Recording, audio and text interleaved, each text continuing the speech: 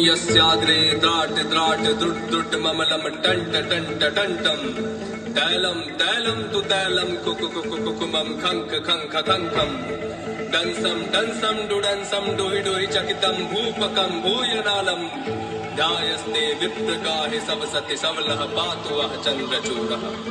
जिया स्वाभिमान में जो वही दानव हूँ मैं, जिसने जीत तीन लोक वही मानव हूँ मैं। सारे ग्रहों को है बांधा करा काल भी अधीन, महादेव काज भक्त वही रावण हूँ मैं। जिया स्वाभिमान में जो वही दानव हूँ मैं, जिसने जीत तीन लोक वही मानव हूँ मैं। सारे ग्रहों को है बांधा करा काल भी अधीन, महादेव काज भक्त वही रावण हूँ मैं।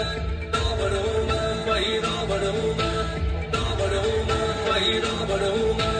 रावण हूँ, रावण हूँ, रावण रावण रावण रावण रावण रावण हूँ मैं।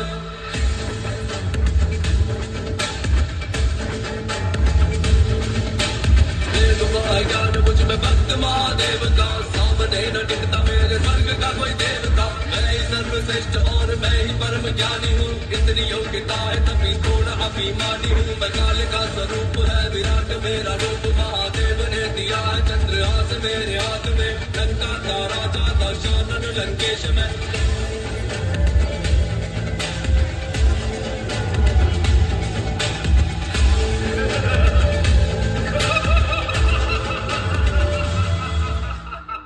जब जब धर्म को हानि होती, जब जब अधर्म में वृद्धि होती है, तब तब सत्पुरुषों के उद्धार के लिए, अधर्मियों के विनाश के लिए और धर्म की पुनः स्थापना के लिए मैं ही जन्म लेता हूं।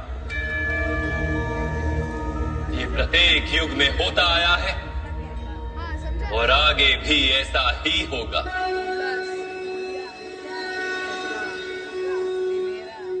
कौशल नामक एक राज्य था जिसकी राजधानी का नाम था अयोध्या।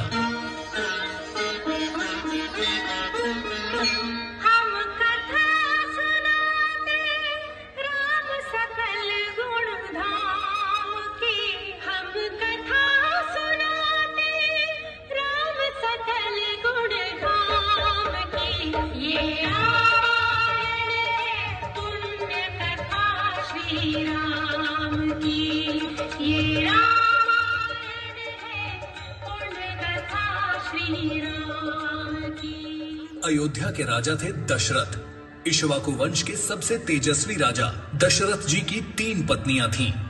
उनकी पहली पत्नी माता कौशल्या से प्रभु श्री राम का जन्म हुआ, माता कैकेयी से भरत जी का जन्म हुआ और माता सुमित्रा से लक्ष्मण और शत्रुघ्न जी का जन्म हुआ।